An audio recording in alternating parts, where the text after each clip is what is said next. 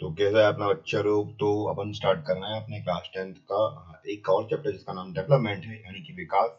इसको समझ लेते हैं। तो क्या होता है विकास, हम लोग बात करते हैं, ठीक है। तो अगर डेवलपमेंट की डेफिनेशन की बात की है तो डेवलपमेंट प्रोसेस है। कैसी प्रोसेस है? प्रोसेस, पहले मैं पेन निकाल लूँ अपना, आ गया, तैयार कर लिए जाए। तो डेवलपमेंट क्या है? Development is a process of growing and become better. यानी कि डेवलपमेंट का मतलब क्या होता है कि ग्रो करना और बेटर होना।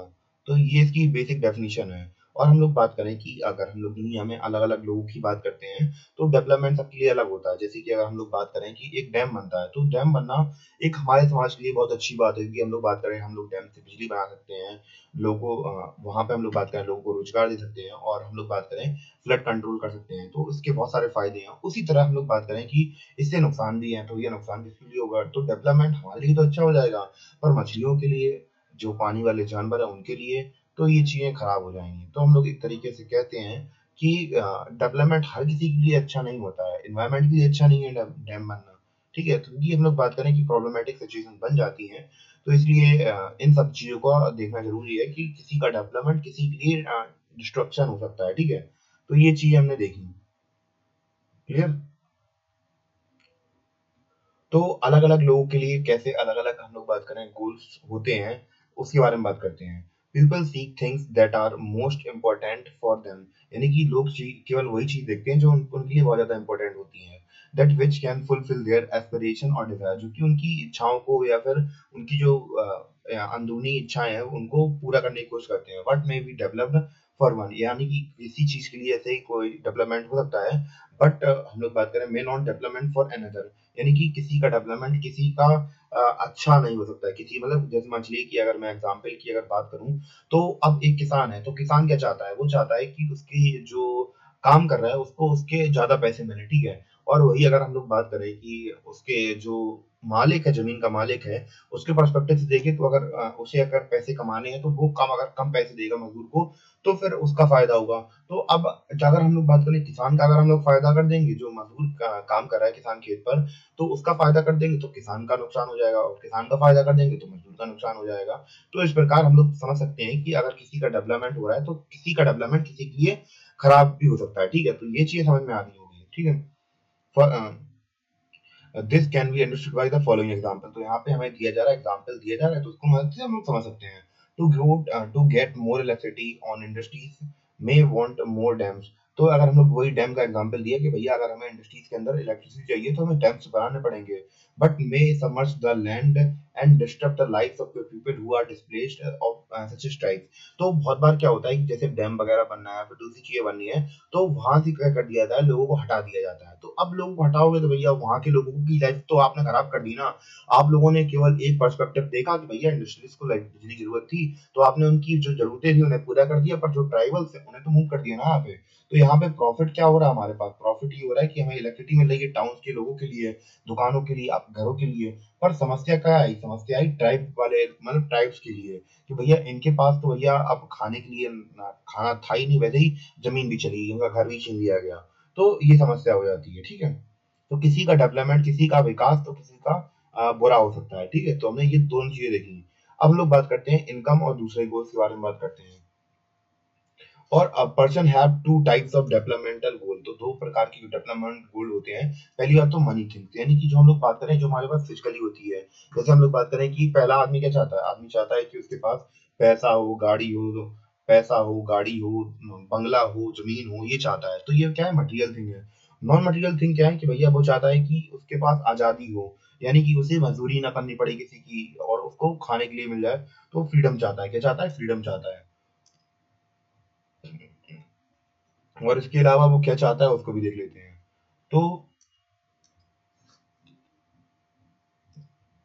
तो जैसे फ्रेंड चाहता है, इक्वालिटी चाहता है, सम्मान मिले। तो भैया हर एक आदमी चाहता है कि उसको इज्जत मिले, सभी लोगों को सम्मान करें, ठीक है।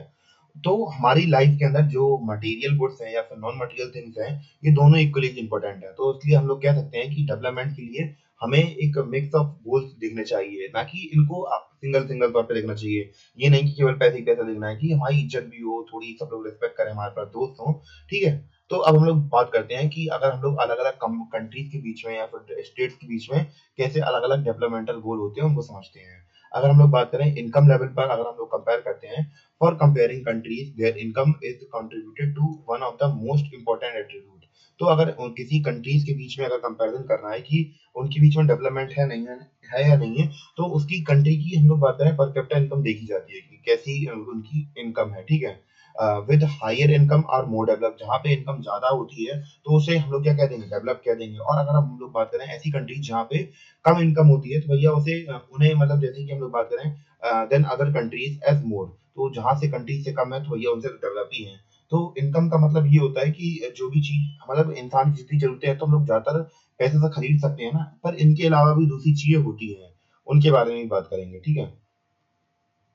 और कैसे निकालते हैं किसी कंट्री की हम लोग बात करें इनकम, तो टोटल इनकम ऑफ कंट्री कितनी होती है, तो जितना हम लोग बात करें some of income by all resident of the country, यानी कि एक कंट्री के अंदर जितने लोग पैसे कमाते हैं तो वो क्या होती है, कंट्री की इनकम वही कहलाती है, ठीक है। But we compare countries with average income, तो हम लोग नॉर्मली क्या करते हैं, हम लोग एवरेज इनकम ले चलते हैं। अब कंट्री में ऐसा भी हो सकता है कि किसी के पास मान चलिए कि 90% आदमी कितना रुपया कमा रहा है, एवरेज मान चलिए, एवरेज मिली 10 लाख रुपए, 90% आदमी 100 रुपए कमा रहा है रोज का, और उनमें से कुछ एक चुनिंदा लोग होंगे जिनकी सैलरी आपके पैसे कितना कमाते होंगे, 5 लाख रुपए, 10 लाख रुपए, मतलब इनकी संख्या बहुत कम है, करोड़ों में कमाते हो, ठीक है। तो अब जिनकी संख्या कम है, तो वो तो भैया है कम, तो उनके लिए बहुत सारे हमें प्लान लाने पड़ेंगे। पर अगर हम लोग बात करें, अगर हम लोग ओवरऑल एवरेज जब एवरेज निकालते हैं तो फिर हमें तो सबकी बराबर लगती है, पर एक्चुअल जो चीजें हैं वो तो हमें दिखी ही नहीं, क्योंकि भैया हम लोगों ने देखा कि उनकी इनकम जो गैप है वो जमीन आसमान का अंतर है। तो भैया अगर हम लोग डेवलपमेंट गूगल बनाएगी कंट्री के लिए कोई भी, तो फिर वो तो सबको बराबर ही लेके चलेगी, तो फिर यहाँ पे प्रॉब्लम नहीं हो जाएगी कि भैया कुछ लोगों के पास तो करोड़ों रुपए है, कुछ लोगों के पास केवल 100 रुपए कमा पा रहे हैं, तो यहाँ पे समस्या आ जाती है। But we compare countries with average income also known as per capita income, तो ये पर कैपिटा इनकम नापते हैं, but not total income, because different countries have different population. तो हम लोग बात करें हर एक कंट्री की अलग अलग पॉपुलेशन होती है, उसके हिसाब से कंपेरिजन करते हैं।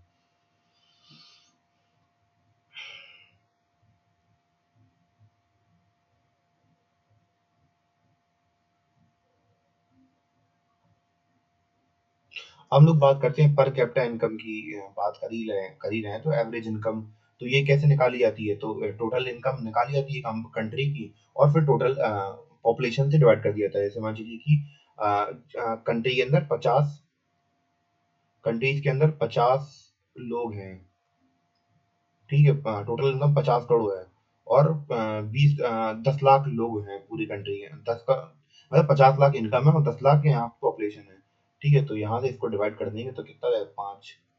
तो ये क्या निकली, पर कैपिटा इनकम निकली, ठीक है। और हम लोग बात करें कि कैसे हम लोग बात करें, वर्ल्ड बैंक कंपेयर करता है अलग अलग पर कैपिटा मतलब हर कंट्री के हिसाब से। तो अब जो वर्ल्ड बैंक है, तो भैया इन्होंने एक अपनी खुद की डेफिनेशन बनाई है, तो इसके बेसिस पे बताते हैं कि कौन सी कंट्री डेवलप है, कौन सी कंट्री डेवलप नहीं है, इसके बेसिस पर, ठीक है। इसको समझ लेते हैं।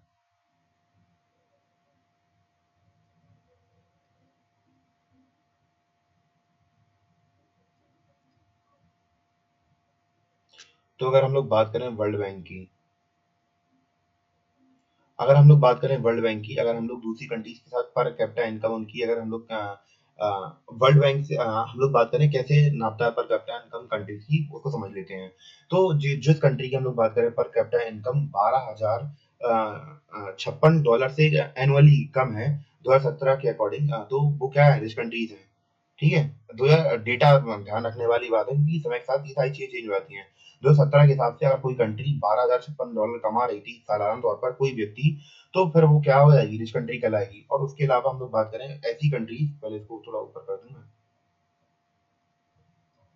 ऐसी कंट्रीज जहाँ पे कंट्रीज जिनकी पर कैपिटा इनकम कितनी है, 955 है और उससे कम है 2017 में, तो वो लो इनकम कंट्रीज होंगी, ठीक है। तो इंडिया की पर कैपिटा इनकम 1820 थी तो 2017 में, तो इसे लो मिडिल इनकम कंट्री का खिताब दिया गया। तो और इम्पोर्टेंट क्वेश्चन मिल जाता है कि इंडिया कौन सी कैटेगरी के अंदर आती है, तो हमने क्या देखा यहाँ पे, लो लो मिडिल इनकम कंट्री के अंदर आती है, ठीक है।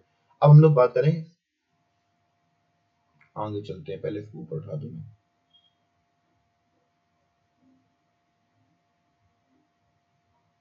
तो भैया अगर हम लोग कंपेयर करते हैं पर कैपिटा इनकम, तो भैया इसके ड्रॉबैक है, यानी कि कुछ इसकी खामियां हैं कि क्या क्या डिस्पैरिटी है, क्या क्या प्रॉब्लम्स आती हैं, ठीक है।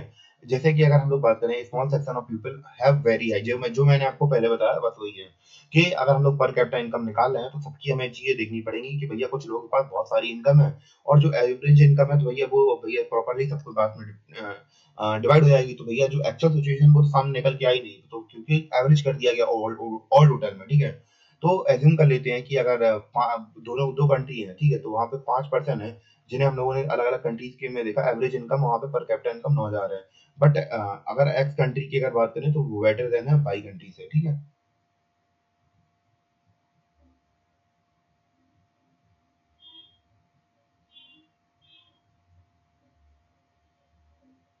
तो ऐसा क्यों होता है? क्योंकि भैया किसी कंट्री के अंदर हम लोग बात करें, कहो एक कंट्री ऐसी हो तो जो जहाँ पे जैसे यहाँ पे एग्जांपल लिखा है X is better than Y, तो यहाँ पे हम लोग बात करें कि जो वाई वाली कंट्री होगी तो यहाँ पे कुछ लोगों के पास में बहुत सारा पैसा होगा, और हम लोग बात करें कि अगर एक्स वाली बात करें तो यहाँ पे जो ज्यादा ज्यादा लोग हैं तो इनकी जो इनकम होगी, एवरेज इनकम होगी तो वो बराबर होगी। जैसे मान लीजिए कि यहाँ पे पर व्यक्ति जैसे 5,00,000 रुपए है, मतलब एक इनकम क्राइटेरिया बना दिया कि एवरेज इनकम 5,000 रुपए है, तो ज्यादा ज्यादा लोग होंगे तो उनकी एक रेंज बराबर पड़ती होगी, 3,000 रुपए, 4,000 रुपए, 5,000 रुपए। तो यहाँ पे जो डिस्पैरिटी थी या इनइक्वालिटी थी वेल्थ में, तो वो हम लोग बात करें प्रोपोर्शनल तो आसपास ही थी। पर हम लोग बात करें वाई कंट्री के अंदर, तो वाई कंट्री के अंदर सिचुएशन ये थी कि जैसे मान लीजिए कोई 10 रुपए कमा रहा, कोई 50,000 रुपए कमा रहा है, तो इतना अंतर आ जाता है, ठीक है। तो इसलिए हम लोग एक्स कंट्री को अच्छा कह रहे हैं, ठीक है। दूसरे क्राइटेरिया कहते होते हैं कि हम लोग किसी कंट्री की डेवलपमेंट को देखते हैं, तो उसमें दूसरे क्राइटेरिया आ जाते हैं कि वहाँ पे बच्चे कितना पढ़ रहे हैं। जैसे अब इनकम तो एक फैक्टर होता ही है, इसके अलावा दूसरी चीजें भी देखी जाती हैं, जैसे हेल्थ हुई और लिटरेसी रेट हुआ, यानी कि पढ़े बच्चे कितने पढ़े लिखे हैं, कितने पढ़े लिखे नहीं है, तो दूसरी चीजें भी आ जाती हैं, ठीक है।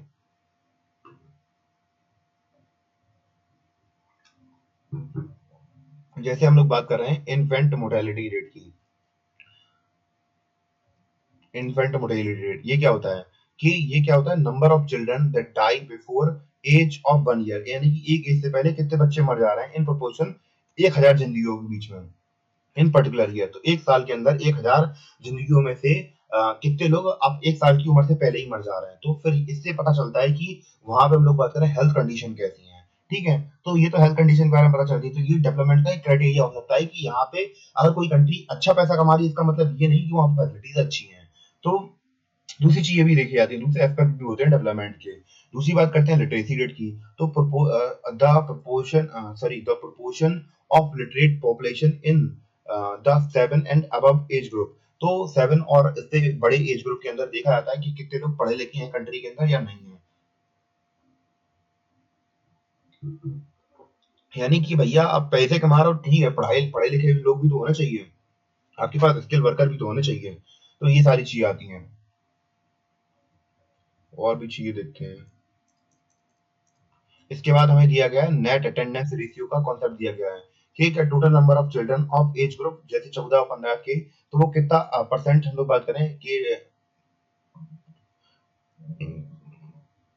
Total number of children of age group, कितने एज ग्रुप के, 14 से 15 एज ग्रुप के अटेंड कर रहे हैं school age per the total number of the children in the same age group. तो भैया अगर पूरी कंट्री में कितने बच्चे इस एज ग्रुप के पढ़ते हैं और उनमें से कितने अटेंड कर रहे हैं स्कूल, तो ये सारी चीजें देखी जाती है नेट अटेंडेंस रेशियो के अंदर। फिर हम लोग बात करें लाइफ एक्सपेक्टेंसी, तो भैया ये पहले के समय पर जैसे हमारा देश आजाद हुआ था उस समय पर थोड़ा कम था, पर धीमे धीमे करके अब जो लाइफ एक्सपेक्टेंसी है, यानी कि कोई व्यक्ति कितने लंबे समय तक जीता है, वो होती है। तो इसके बाद अगला आता है, जैसे आप लोग 11 वगैरह में आएंगे तो फिर ये चीजें आ जाएगी, जैसे बॉडी मास इंडेक्स हुआ, इसमें हम लोग किसी पर्सन का बॉडी वेट को मेजर करते हैं, ठीक है, कि वो एक कंट्री के हिसाब से फिट है या नहीं है, वो देखते हैं। बीएमआई क्या है, बॉडी मास इंडेक्स क्या है, international standard known as body mass index is used to determine whether adult is undernourished और नॉट, यानी कि कोई व्यक्ति कुपोषित है या फिर अच्छा है, हेल्दी है या नहीं है, उसको बताने का तरीका होता है। तो इसमें क्या किया जाता है कि वजन लिया जाता है किलो में और हाइट ली जाती है मीटर में, फिर देखते हैं कि उसका जो बीएमआई निकलता है तो वो कैसा निकलता है, कम निकलता है, ज्यादा निकलता है। अगर किसी व्यक्ति का जो बीएमआई है वो 15 से कम है, सॉरी 18.5 से कम है, तो वो क्या है, वो अनहेल्दी में आता है, यानी कि उसे कुपोषण है, बहुत कमजोर है बेचारा, बहुत ज्यादा। और कोई व्यक्ति की हम लोग बात करें 18.5 से लेकर 25 के बीच में है तो वो नॉर्मल है, और 25 से अगर ज्यादा है तो वो क्या है, ओवरवेट है, ठीक है। तो ये देखा हमने। और ये ग्रोइंग चिल्ड्रन के ऊपर नहीं देखा जाएगा, नॉर्मल पर्सन के ऊपर देखा जाएगा। थोड़ा सा ऊपर ज्यादा निकल जाता है हर बार मुझसे। ठीक है, ये चीज़ हमने समझ ली। अगर हम लोग बात करें कंपैरिजन की पर कैपिटा इनकम के बेसिस पर, स्टेट के बेसिस पर, तो वो कौन-कौन से हैं उनको देख लेते हैं। जैसे पंजाब हम लोग बात करें कि मोस्ट डेवलप्ड है और बिहार लीस्ट डेवलप्ड है। पर अगर हम लोग बात करें कि अगर हम लोग बात करते हैं, ऑब्जर्व करते हैं केरला की, तो ये बेहतर जगह है रहने के लिए, क्योंकि हम लोग बात करें यहाँ पे लो आईएमआर रेशियो है। तो भैया अब भले ही हम लोग बात करें पंजाब पैसे के मामले में अच्छा हो, पर हम लोग बात करें इन्फेंट मोर्टेलिटी रेट तो कहाँ पे, केरला में है। तो हम लोग कह सकते हैं इनसे बेटर तो हम लोग बात करें केरला ही है, ठीक है। तो हम लोग मैं किसी स्टेट की बुराई नहीं कर रहा हूँ, तो मैं बस रेशियोज बता रहा हूँ कि कहाँ पे कैसी चीजें चलती हैं, ठीक है।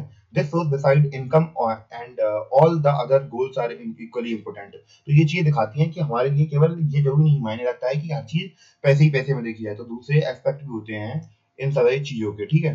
तो उनको भी कंसीडर करना चाहिए, तभी हम लोग बात करें, हम लोग एक विकसित और अच्छी कंट्री बना सकते हैं, ठीक है। अब बात करते हैं पब्लिक फैसिलिटीज के बारे में।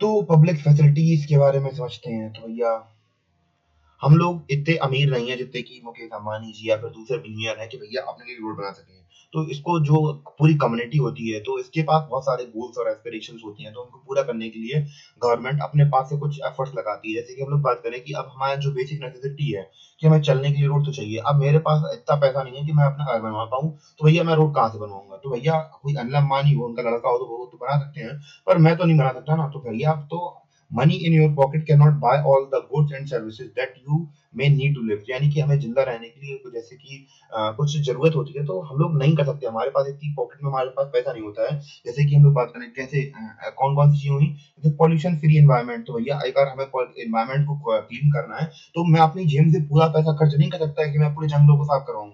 मैं अपना घर साफ नहीं करवा पा रहा हूँ, मैं जंगल के साफ कराऊंगा, ठीक है। प्रोटेक्शन फ्रॉम डिजीज, अब भैया बहुत महामारी फैल गई, कोविड आ गया, तो भैया मेरे पास खुद का इतना पैसा नहीं है कि भैया मैं खाना खा पाऊँ एक समय का। बहुत से कंट्री के अंदर ऐसे लोग होते हैं कि एक समय खाना खा पाए। तो भैया अब समस्या कहाँ पे आएगी भैया, तो अब वो मान लो कोई महामारी फैले, कोरोना है जी, फिर तुम क्या करोगे। सिचुएशन बिगड़ेंगे नहीं बिगड़ेंगे, समझदार हो यार तुम लोग तो यार वैसे ही।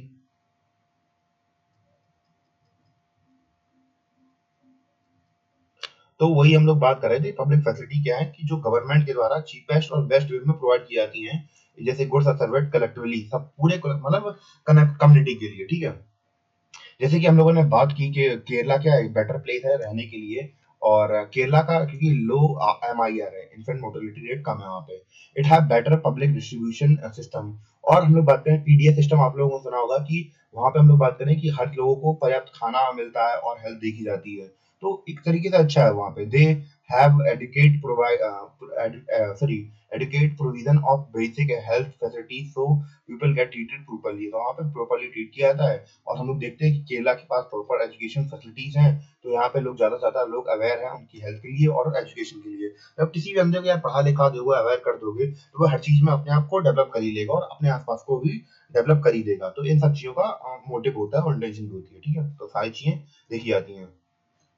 अब हम लोग बात करते हैं ह्यूमन डेवलपमेंट रिपोर्ट के बारे में। तो अब ये एक रिपोर्ट है, तो इसको कौन निकालता है ये समझते हैं। Human development report published by UNDP, तो ये यूएनडीपी के द्वारा निकाली जाती है। United Nation developmental programme is the best method to measure development, the comparison countries based on three criteria. यानी कि अब कंट्री के अंदर डेवलपमेंट कैसी हो रही है, तो अब यहाँ पे केवल ऐसा नहीं है कि केवल पैसे पैसे देखे जाएंगे कि भैया कंट्री पैसे कमा रही है तो वो डेवलप कंट्री है, नहीं है। तो इसके अलग-अलग क्षेत्र होते हैं, जैसे कि कौन-कौन से क्षेत्र हैं, जैसे पर कैपिटा इनकम, तो भैया मनी भी एक इंपॉर्टेंट फैक्टर होता है, तो वो तो देखेंगे। लाइफ एक्सपेक्टेंसी, यानी कि एक कंट्री के अंदर एक नॉर्मल आदमी की जीवन शैली है, कितने लंबे समय तक के लिए जी रहा है। और literacy rate and enrolment ratio, ये सारी चीजें देखी जाती हैं। Some countries in Middle East are rich countries, यानी कि हम लोग बात करें मिडिल ईस्ट के अंदर जैसे दुबई वगैरह हुई या फिर दूसरी कंट्रीज हुई, तो ये कंट्रीज बहुत ज्यादा अमीर हैं, but but have bad education, health state, so they consider a developed country, not sorry they consider not as a developed country। यानी कि इन्हें डेवलप कंट्री नहीं कहेंगे, क्योंकि भैया यहाँ पे हम लोग बात करें कि पैसा तो है, पर हम लोग बात करें एजुकेशन नहीं है या दूसरी फैसिलिटीज नहीं है।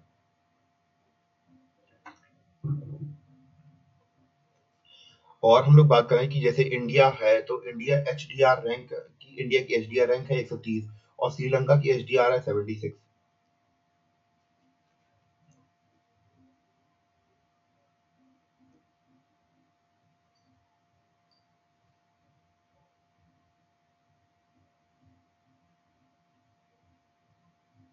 बस लास्ट टॉपिक और बचा है, स्कोर खत्म कर लें, खत्म हो गया। Sustainability of development. तो भैया डेवलपमेंट हो तो सही से हो, तो भैया अब समस्या क्या आ जाती है कि भैया अगर हमें डेवलपमेंट करनी है तो डेवलपमेंट करने की पता कॉन्सिक्वेंसेज क्या होते हैं। कॉन्सिक्वेंसेज ये हैं कि अगर आपको डेवलपमेंट करनी है तो भैया डेवलपमेंट करने के लिए आपको रोड बनानी पड़ेगी, डैम्स बनाने पड़ेंगे और बिल्डिंग बनानी पड़ेगी, इंफ्रास्ट्रक्चर तैयार करना पड़ेगा। तो जब आप इंफ्रास्ट्रक्चर बनाएंगे तो क्या जमीन नहीं जाएगी, तो जानवर खराब नहीं होंगे, एनवायरमेंट हमारा खत्म नहीं होगा, क्योंकि पेड़ काटने पड़ेंगे बड़ी बड़ी मात्रा में, जो मरीन लाइफ है वो इफेक्ट होगी डैम लगाने से। तो इन सभी चीजों को देखना है, तो हमें डेवलपमेंट चाहिए पर इन्वायरमेंट का भी साथ में ध्यान रखना है, तो इसलिए ये कॉन्सेप्ट निकल के आता है, सस्टेनेबल डेवलपमेंट का कॉन्सेप्ट निकल के आता है। तो सस्टेनेबल डेवलपमेंट क्या होती है, ऐसी डेवलपमेंट जिससे कि हम लोग बात करें कि डेवलपमेंट भी और एनवायरमेंट को भी कोई प्रॉब्लम ना हो, तो ये सारी चीजें देखी जाती हैं। ठीक है।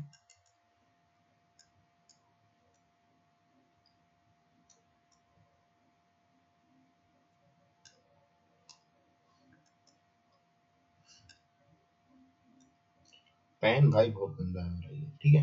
अब समझ लेते हैं डेवलपमेंट के बारे में। Development should take place but without harming environment, यानी कि ऐसी डेवलपमेंट हमें चाहिए जिससे कि एनवायरमेंट को ज्यादा समस्या ना हो, क्योंकि अगर अगर हम लोग बात करें एनवायरमेंट को दिक्कत हुई तो फिर हमारे लिए जो रिसोर्सेज हैं वो बहुत लिमिटेड हो जाएंगे। जैसे कि हम लोग बात करें कि खाना हुआ या फिर हम लोग बात करें हमारे फॉरेस्ट हुए, तो इनके ऊपर बहुत ज्यादा इफेक्ट पड़ने वाला है। ठीक है। तो इसलिए हमें जो भी चीज करनी है सोच समझ के करनी है, ऐसा नहीं है कि अंधाधुंध इस्तेमाल कर रहे हैं किसी भी चीज का। तो हमारे पास जैसे कि अगर हम लोग एग्जाम्पल आपकी अपने टेलीविजन वगैरह पे देखा होगा कि गवर्नमेंट इनिशिएटिव चलाती है कि जो फॉसिल फ्यूल है हमें उसका लिमिटेड इस्तेमाल करना है, क्योंकि अगर हम लोग देखते हैं कि जो फॉसिल फ्यूल है तो हमारी कंट्री का पूरे वर्ल्ड में बहुत लिमिटेड है। तो क्योंकि वो बनता कैसे, क्रूड ऑयल कैसे बनता है, तो भैया जैसे कि हम लोग बात करें जब लाखों सालों तक जानवर मर जाते हैं तो उनकी बॉडी डिकम्पोज होती रहती है मिट्टी के अंदर, तो उससे हम लोग बात करें कि लाखों सालों के अंतराल के अंदर तब वो चीजें बन पाती हैं और उससे पहले नहीं बन पाती हैं। तो भैया अगर हमें अब मछली फ्यूचर जनरेशन के लिए चाहिए पड़ेंगी, तो क्या हम दोबारा से किसी को मार के डालेंगे तो उसकी बॉडी डिकम्पोज होगी तो हम लोग फॉसिल फ्यूल इस्तेमाल करेंगे, और वैसे भी इनमें हजारों लाखों साल लग जाते हैं, तो ये चीजें मुश्किल है। तो उन इन सभी चीजों को हमें बहुत लिमिटेड और सोच समझ के इस्तेमाल करना चाहिए। ठीक है। तो वही हम लोग बात करें सस्टेनेबल डेवलपमेंट होती है हमारी। जैसे ग्राउंड वाटर हम लोग बात करें सीरियस थ्रेट है, फिर भी हम उसे ओवर यूज करते हैं। देखा होगा आप लोगों ने कि सड़क किनारे आप कोई आंटी मोहल्ले में कोई आंटी हुई तो भैया वो अपनी भैंसिया को नहवा रही है, कि भैया एक आंटी है वो अपना घर पूरा रोज रोज, हम तो यही समझ में नहीं आता, मैं अपने भाई ने घर धोता हूँ, वो रोज रोज अपना घर धोने के लिए निकल जाएंगे। भैया ये भी देखो भैया पानी लिमिटेड है दुनिया में, अगर आप ओवर यूज करेंगे तो भैया कितने समय तक ओवर यूज कर लेंगे। भैया लोग एक एक समय के पानी के लिए किल्लत इतनी भयंकर है, तो भैया आप अगर घर की सफाई कम कर रहे हैं, इतना ज्यादा पानी का इस्तेमाल नहीं कर रहे हैं, तो एक तरीके से भलाई काम कर रहे हैं आप। कि भैया कहीं पे सोच के देखिए, कहीं राजस्थान वाले एरिया के अंदर कि कहाँ लड़कियों को औरतों को 15-15 20-20 किलोमीटर दूर जाना पड़ता है पानी भरने के लिए, और कहाँ आंटी वो एक घंटे में पूरा पूरा कम से कम एक टैंकर भर पानी कितना घर पर साफ करने में लगा देती है। लिटरली मैंने देखा और मुझे बहुत बुरा लगा वो देख के सीन कि भैया कितना पानी वेस्ट होता है हमारी कंट्री के अंदर। मैं तो एक घर की बता रहा, ऐसे जाने कितने घर होंगे यहाँ पूरा ही पानी बर्बाद कर देते हैं लोग। ठीक है। तो और कैसे हुआ, और कौन सी हुई, जैसे excessive mining of iron gold silver and coal, extraction of crude oil lead to depletion of stock of these resources. तो भैया रिसोर्स हमारे पास लिमिटेड है, और कैसे अलग अलग कंट्रीज के अंदर आयरन की, गोल्ड की, सिल्वर की, इन खदानों खोया जाता है, तो भैया इनसे अर्थक्वेक जैसी सिचुएशन बन जाती है और हमारे एनवायरनमेंट को बहुत ज्यादा इफेक्ट पड़ता है। ठीक है। एनवायरमेंटल पॉल्यूशन तो फिर होता ही है। और हम लोग बात करें जैसे problems of water and air pollution are affecting living of people, तो भैया वाटर पॉल्यूशन जो एयर पॉल्यूशन वाटर पॉल्यूशन से जो लोगों की जिंदगी होती है वो भी अफेक्ट होती है, और जो फ्यूचर जनरेशन है उनको भी थ्रेट पहुंचता है। जैसे कि हम लोग बात करें ग्लोबलाइजेशन के अंदर, हम लोग बात करें जैसी ग्लोबलाइजेशन हुई स्टार्ट हुई हमारे मतलब 1991 के बाद हमारे यहाँ पे धीमे धीमे बहुत ज्यादा इंटरनेशनल कंट्रीज के ऊपर 1991 में हमारा यहाँ पे क्या हुआ था, एलपीजी रिफॉर्म्स आए थे। ठीक है।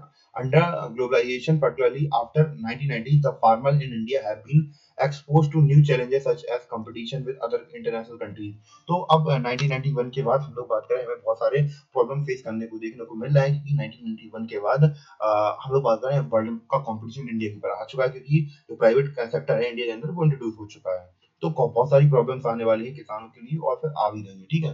तो ये सारी चीजें हमने देखी और समझा कि डेवलपमेंट क्या होता है, कैसा होता है। इन सभी पहलुओं को हमने बहुत गहराई से देखा और फिर एक बार रिवाइज कर लेते हैं, जिससे कि हम लोग को पूरा एक चैप्टर पूरा रिवाइज हो जाए, ठीक है। हमने क्या क्या पढ़ा सब कुछ देख लेते हैं।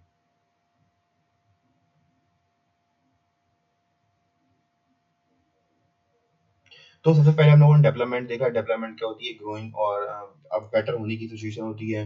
फिर हमने देखा कि अलग अलग लोगों के अलग अलग गोल हो सकते हैं और किसी का गोल किसी के लिए नुकसान हो सकता है। फिर हमने देखा कि जो अलग अलग लोगों के गोल कौन कौन से होते हैं, तो मटीरियल थिंग होती हैं, जैसे कि कौन कौन सी, मनी हुई, कार हुई। तो ऐसे नॉन मटीरियल थिंग्स हुई, जैसे लोग आज़ादी चाहते हैं, दोस्ती चाहते हैं, ठीक है। तो ये सारी ऐसे लोगों के अलग अलग गोल होते हैं।